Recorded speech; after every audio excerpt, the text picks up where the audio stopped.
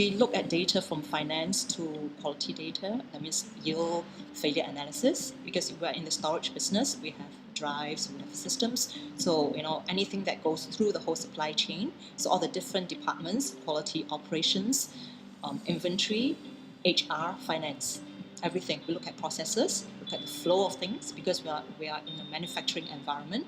How from one station to another, how smooth it can be, and the time taken for from one station to another. And also looking at anything that's quantifiable, measurable. So we just want to improve the measurements and make sure that we hit target or even do better.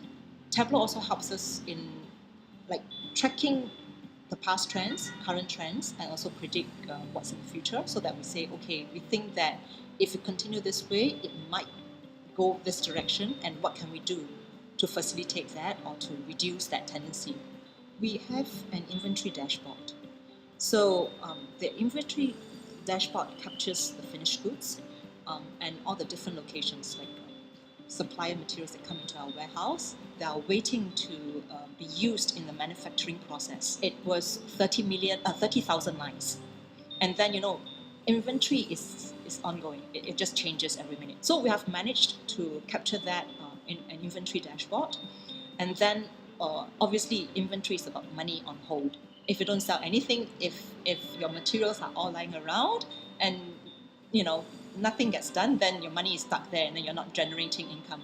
If I didn't start using Tableau, I would still continue using Excel. I would still have a fear of data.